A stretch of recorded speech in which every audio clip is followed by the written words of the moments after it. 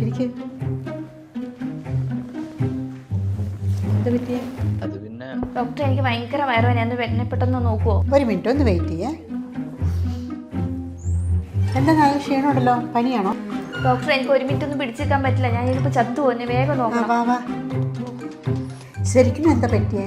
ഡോക്ടറെ ഞാൻ അറിയാതെ ഒരു ബൂമർ വിഴുങ്ങിപ്പോയി, എന്നെ വേഗം ഒന്ന് നോക്കുവോ? അപ്പുറം നേഴ്സ് ഉണ്ട്, ഒന്ന് ജസ്റ്റ് പോയി കാണാം കേട്ടോ. അയ്യോ നേഴ്സ് പറ്റില്ല, ഡോക്ടർ തന്നെ വേണം. ഞാനിപ്പോൾ വരാം. നിസ്സാര കാര്യത്തിനൊക്കെയാണ് ഒരു ഹോസ്പിറ്റലിലേക്ക് വരുന്നത്. ഇവിടെ ഞാനാണെങ്കിൽ ഇന്നോ നാളെ പറഞ്ഞിരിക്കുക. അല്ല, ഈ നേഴ്സുമാർ ശരിക്കും ഇതൊക്കെ നോക്കുമോ? BSc നഴ്സിംഗിൽ ഡോക്ടേഴ്സ് പഠിക്കുന്ന അനാട്ടമി, ഫിസിയോളജി, ഫാർമക്കോളജിയും പഠിക്കുന്നതിന് പുറമെ ഹെൽത്ത് കെയർ സർവീസിൻ്റെ ഭാഗമായി മെൻ്റൽ ഹെൽത്ത്, ചൈൽഡ് കെയറും ഒപ്പം പ്രാക്ടിക്കലും തിയറിക്കും ഒരുപോലെ പ്രാധാന്യം കൊടുത്ത് പഠിക്കുന്നവർ തന്നെയാണ് നേഴ്സസ്മാർ. കേരളത്തിൽ അഡ്മിഷൻ എങ്ങനെയാണ്?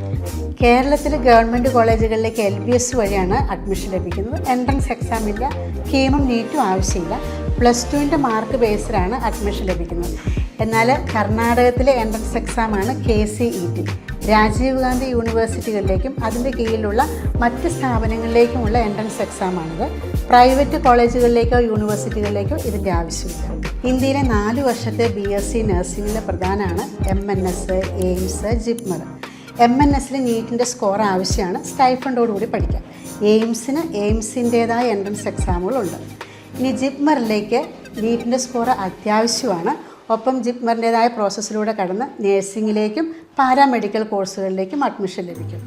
ശരിക്കും നിൻ്റെ അസുഖം എന്തായിരുന്നു? അസുഖം ഞാനും ചേച്ചിനെ പോലെ ഒരു ബൂമർ വിഴുങ്ങിയായിരുന്നു.